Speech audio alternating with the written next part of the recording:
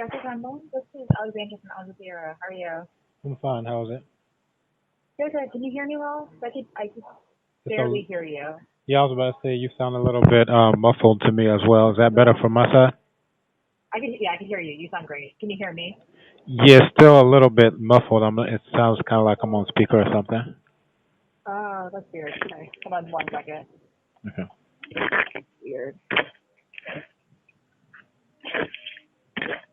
Okay. I mean, could you think you can hear me well enough to Yeah, answer the yeah, previous? yeah. Okay, cool, cool, Yeah. cool. All right, awesome. So just to reiterate, the program's for next Tuesday, and the idea is that we're going to have kind of discussion about the statue of Gandhi being taken down from your university, Hmm. and like we want to have you obviously, we want to have someone who could explain the controversy surrounding Gandhi, and someone who is supportive of Gandhi. So it's kind of like a dinner table conversation, sort of like a debate, but not really.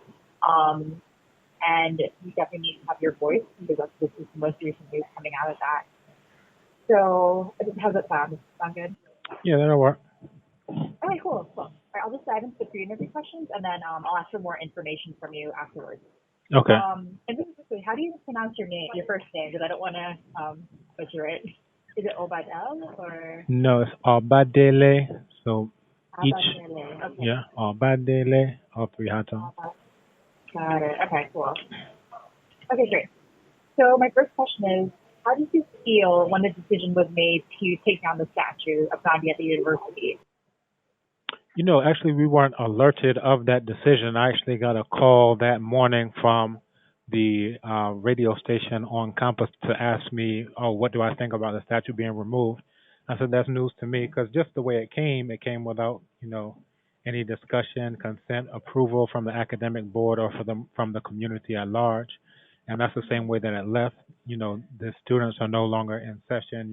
Having finished their exams for the most part, and they just came, they took it, and we weren't aware of it, so it wasn't until later on. But once I was made aware, and I actually went there and verified for myself that it was gone, I felt like this was a blow that was struck for black dignity and black self-respect, and it's very much in alignment with movements like Rose Must Fall in South Africa and Oxford, the national anthem protest in the U.S., the protests of students and Africans in general in India who are beaten and killed in broad daylight.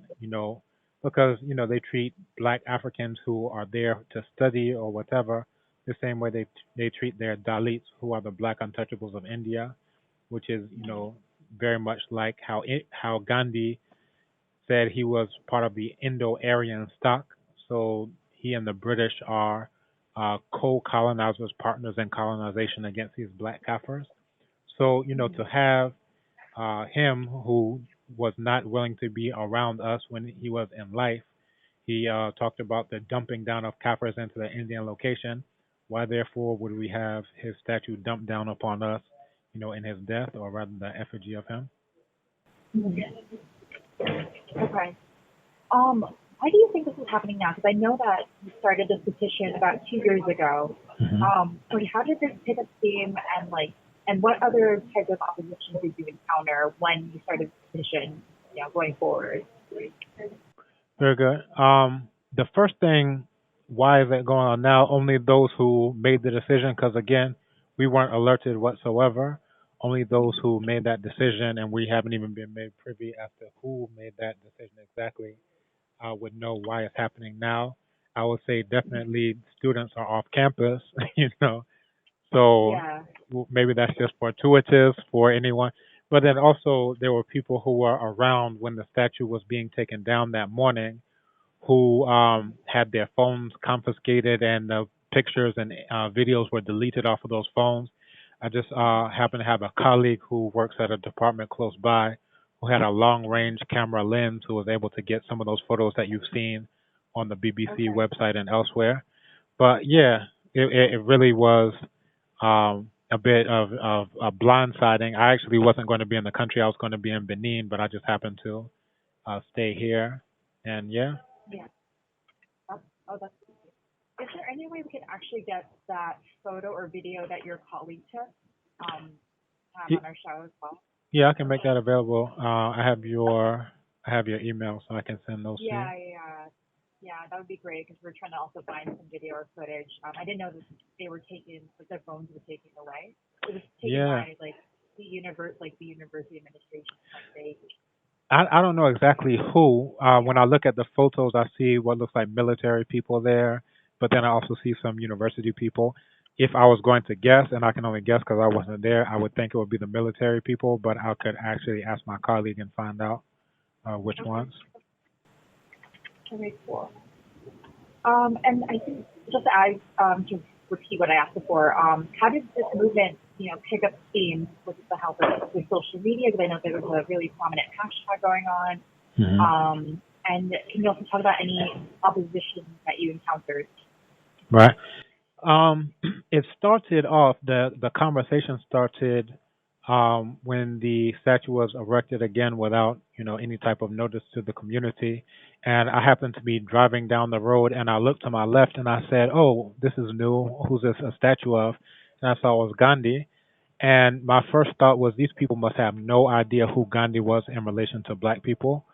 So, I took some photos with my phone and I sent out to the entire listserv, which is all faculty and staff at the university. I sent them a collection of some 70 plus of his most racist quotes.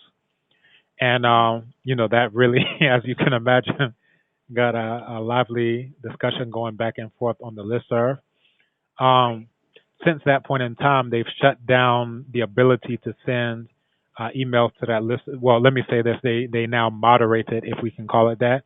So those of us who are part of the Gandhi Must Fall campaign, our messages are not allowed through. So this is censorship coming from the Public Affairs Directorate, and we've actually had some back and forth with them over this because if we're talking about academic freedom, we're supposed to be a world class institution, and then we're silencing voices or trying to do so, then that really runs counter to some of those stated goals.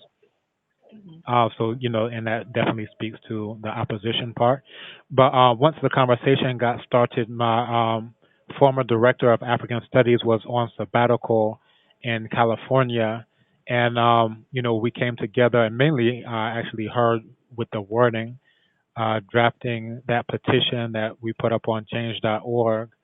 Um, we sent it to another colleague, Manche Aikwe, who's very, very prominent in the community. He runs the largest festival in West Africa called the Chaliwate Festival. And that, definitely helped to get things out there.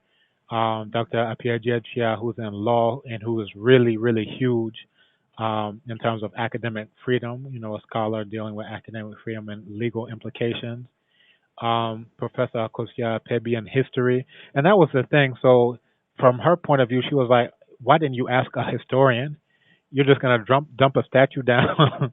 And the people who Right. would be able to know the history to tell you, this is who he was in relation to black people, you just kind of bypass them and just take the position that, okay, he's famous, everybody likes him, let's just dump it, nobody will have anything to say. And I really think that lack of discussion and lack of yeah, let me just leave it at that. That lack of discussion is why things ended up taking the turn that they did, because they could have been discussed before, there was any, type of statue put here on campus. Okay. So I think you already alluded to this, but if you could just repeat it, just what made you specifically and then all your other colleagues, who are the colleagues involved, who started the petition? Like, what made you guys all together want to do this? Yeah, what got me started, just like I said, I just happened to be driving down the road and I Right. saw the statue. Now I'll say this: back in the early '90s, there was a historian called Dr. John Henrik Clark, and he was discussing Martin Luther King, and he said if Martin Luther King knew who the real Gandhi was, that he was a faker and a fraud, and he like listed out several things. And me, I was young. I saw the Gandhi movie. I was like, wow, that's pretty hard. I wonder where that's coming from. This was like in the early '90s. Now later on, there was a scholar named Dr. Renoko Rashidi, where he deals with the ancient black presence in Asia, mainly, among other things. But that's one of his core topics, and Yeah. he would oftentimes send out emails and publicize the plight of the Dalits, the untouchables, and actually came to know of a book called Dalit, the Black Untouchables of India by V.T. Rajshekhar. So this is like now the early 2000s thereabout. So I read about that, and I became much more familiar with who the real Gandhi was. Read lots of scholarship by Dr. Ambedkar and others from the Dalit perspective. So that's why when I saw the statue, I was like, if these people knew, well, of course, if they knew what I knew about Gandhi, and of course the collected works are available online. I said if people knew what I knew about Gandhi, I'm sure they would make a different decision. So my whole point of view was let's disseminate the knowledge, let's disseminate the information because it would be very hard for any well-meaning black person to accept this statue. So I was like, it's either ignorance, to use that term, or the people who put this here do not mean well for black people. And I prefer to think it was the first, that they just don't know who he was through his writings, through his actions against the Zulus, the Durban Post Office and Telegraph Office, his role in segregating those, his, forcing the Dalits to sign the Pune Pact to give away the double electorate and the double vote and special electorates. His calling the Satyagraha at the Chowdar tank Duragraha, and basically opposing every single thing that the Dalits did to a point that Dr. Ambedkar said that he was the worst enemy that the Dalits ever had. Okay. So what do you think of similar movements like the one in Malawi right now? Mm-hmm. Yeah, what do you think of that?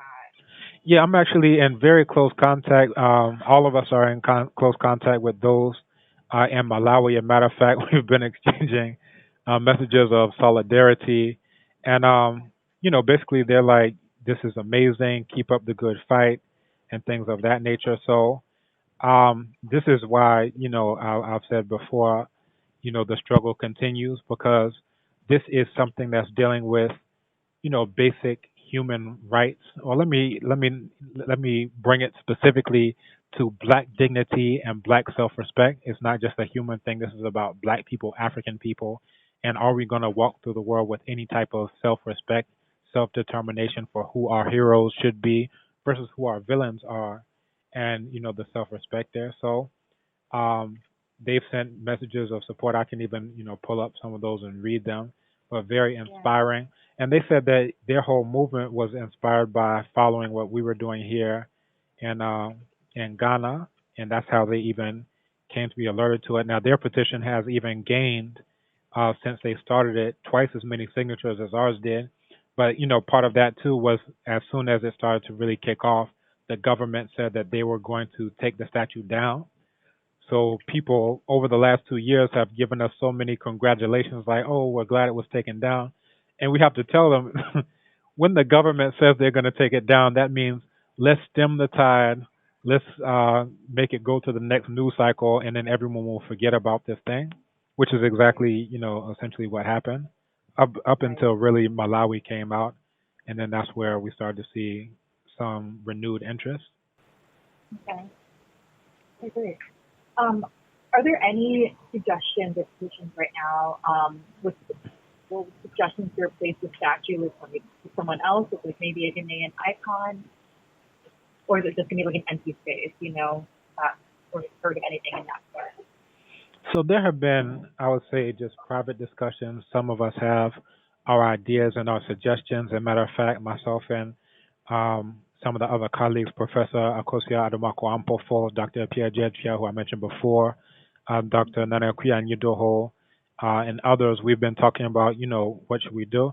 So both Professor Adomako Ampofo and Nana Kuya Nyudoho suggested that it should be a woman, and I'm definitely down for that. My suggestion Right. was a combination statue, a unity statue, because in life, Nana Kwame Nkrumah and Nana J.B. Dankwa were known, and these are, of course, prominent leaders at the time of independence and thereabout. But I'm so sorry. Can you spell their names? I'm so sorry. that's Can you just say their names again? yes, Kwame Nkrumah. Okay. That's the first president of Ghana, and then JB, just the initials Dankwa is what he's known by. Okay. Okay. right? So Okay. they were, let me say, in conflict during their life. So I was thinking a unity statue that shows them together would be something that I think would be very profound for students to understand. Even though we have conflicts or may have conflicts amongst each other, that the greater good for black people, for African people, is what it's all about. And I think something like that would send a message. And then also with the idea of it being a woman, the woman who sold the flag of Ghana, her Yeah. name is Theodosia Oko. And I Mhm. thought it would be good if we had like Kwame Nkrumah on the left, JB Dankwa on the right, and then placing like the mortarboard graduation cap on her head. So it would Mhm. it would be a bit more Yeah. Yeah. complex than just somebody standing there.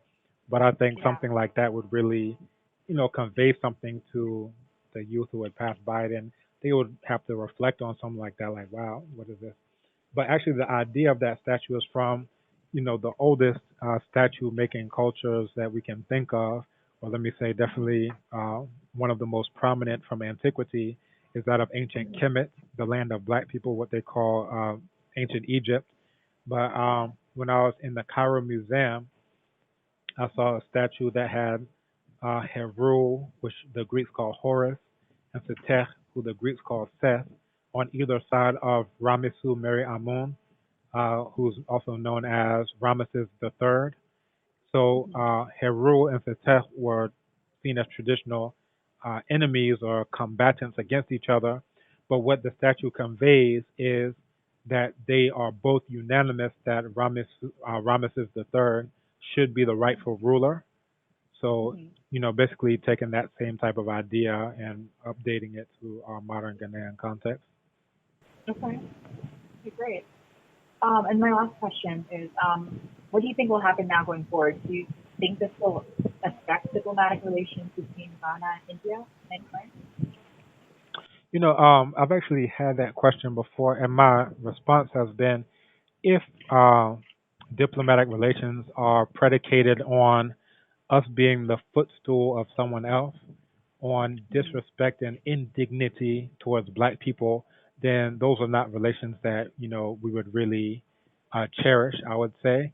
And the analogy that I gave is the difference between Gandhi and Colonel Reginald Dyer. Now, Colonel Mhm. Reginald Dyer was the British officer who oversaw the Jallianwala Bagh massacre, also called the Amritsar massacre, in which Yeah. estimated over 1,000 Indians were shot down and killed. Right Mhm. now, imagine if we as Ghanaians say, "Oh, we're part of the Commonwealth. Let's give India a statue of Colonel Reginald Dyer." Think about how Mhm. shocking to the conscience of the Indian people that would be. And then we say Yeah. the only way that we're going to have diplomatic relations with you is for you taking this slap in the face. That is really Right. something that I think is not healthy for relations. But on, the basic level, what we're dealing with is we've had lots of messages of solidarity and support from Indian people, especially those who are Dalits, those who are not part of the upper caste Hindu hierarchy. So you have the Brahmins, Kshatriyas, Vaishyas, and then the bottom is Shudras. Then you have the Dalit outcasts and, other scheduled castes and so forth and so on. So what we've seen is that there's been untold solidarity. It Sikhs, all these types of people who were oppressed by the people who were just like Gandhi, who considered themselves to be Indo-Aryans, who considered themselves to be of common racial stock as the British, who are there to be co-colonizers against the black Kafirs, who he said are 1 degree removed from the animal, who he said are, they live like animals. And, I can go down a list of quotes, but all of those are readily available through his collected Right. works. Right. So just in short, I don't think diplomatic relations should be based on disrespect. And Right. we have to ask ourselves as Ghanaians, why is India here? You understand? Right. They're Right. coming here because they see something that perhaps some of us do not see, but some of us do see in the sense that whosoever controls Africa controls the world. If we're talking about resources like coltan through which all of these laptops and phones operate, this is Eastern Congo. If we're talking Yeah. about, the nuclear resources in northwestern Niger, that the whole conflict in northern Mali was based on, then that's, looking at France and what their interests are. If you look at the blood diamonds in the conflict in Sierra Leone and Liberia, then this is what this is all about in the role of diamond cartels and fomenting these types of rebel groups. That all of these people understand that they are actually the ones who are looking for something in Africa. We see ourselves oftentimes as the beggars. Oh, let's not jeopardize our relationship. If all we have to do is lay on the ground and be someone's footstool, then let's just do that. But they're coming here because they see something of value. And I think that we have to have enough self respect to stand for ourselves. And I've heard Honorable Mike Okwe, who's the Speaker of the House, say that on multiple occasions. Oh, what about diplomatic relations? I said, if he's so concerned, then he should take the statue, put it in his front yard or bedroom or wherever, and then, Right. he can make sure that every time he wakes up, he can see someone who said that he is 1 degree removed from the animal. That's on him. But that Right. shouldn't Right. shock the conscience of all well meaning black people who are about black dignity and self respect, and not for the fact that India built the seat of government, the presidential palace, Flagstaff, now Jubilee House. They pledged or said that they would pledge 200 million for the building of the new Parliament building. So what they're saying is, we've bought your president, we've bought your lawmakers, we do what we want to in Ghana. Now, not all of us are up for recolonization, either by the British or the Americans who are trying to put a military base here, or by the Chinese. And really, this is what this is all about: is a proxy war for Africa between India and China, amongst others, but mainly those two players. So India is here, building these things. China is here building infrastructure. But all of them have to understand that whoever controls Africa controls the world. That's why they're rushing here to Africa, where many of our youth who are miseducated, diseducated, and anti-educated, they're running away across the Sahara and the Mediterranean, to go sweep floors and clean windows for someone else as their servants. So yeah, I think that those are the issues that are at hand. Yeah. That's good. Okay. Um, that's all my questions. Is there anything else that you think that we should touch on or that we should talk about? Um, I think those are some of the main ones. I Yeah. think you've kind of followed the story, so you've gotten views of different students. Um, Right. yeah, I think those are some of the main topics that are there. Okay. Once, are you pretty familiar with Gandhi and his history? Just like on the surface, not as deep as Okay. probably you do. Yeah. Okay, no That's problem. why we're going to try to get like a historian or someone who's like an expert on economy and speak to those specific Right. controversies like Right. that. Right. And then obviously we need to get the opposing point of view, someone that who's going to say values all good and great and whatnot. So Right. I'm hoping it'd be a good discussion. Right. Yeah. So Okay. my suggestion would be, Yeah. um, just looking at the consistency throughout his life. And the reason why I bring this up is, once I sent Mhm. out those initial 70 quotes about, how racist, or from him about all of these racist things that he said in South Africa, the vice Yeah. chancellor at that time said, "Oh, well, I think maybe he changed later on in life." So then I Mhm. immediately sent another email dealing with how he continued to oppress the Dalits, the black untouchables in India. So I think really what would be most enlightening for your audience is just to see that consistency throughout his life in Okay. oppressing the indigenous black people of Africa, and then going back to India and oppressing the black people there. There's another good text that I've kind of alluded to. It's called South African Gandhi, Stretcher Bearer of Empire, and it goes into how he joined the military effort of the British as they, killed thousands of Zulu people. That he signed up, he, agitated to get guns. Fortunately, the British didn't give them to him, because he would have done worse of a massacre than Colonel Reginald Dyer did. Um, Mhm.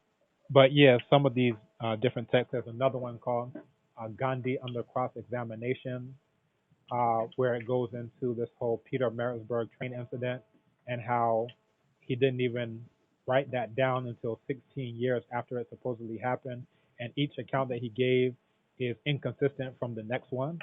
So basically, the point is that it's a whole made up story. And then also, Arundhati Roy has a book called The Doctor and the Saint, that compares the lives, or really juxtaposes the lives of Gandhi and Dr. B.R. Ambedkar. And another good text, what Congress and Gandhi have done to the untouchables, which I really think that's the best text to understand his later life and how he fought tooth and nail against the black people there in India. So What was the name of that book again? that's what Congress and Gandhi have done to the untouchables, Okay. and that's by Dr. B.R. Ambedkar, Bhimrao Ramji Ambedkar. Okay. Okay, great. Yeah, that's all my questions. Really quickly, just I guess your information back.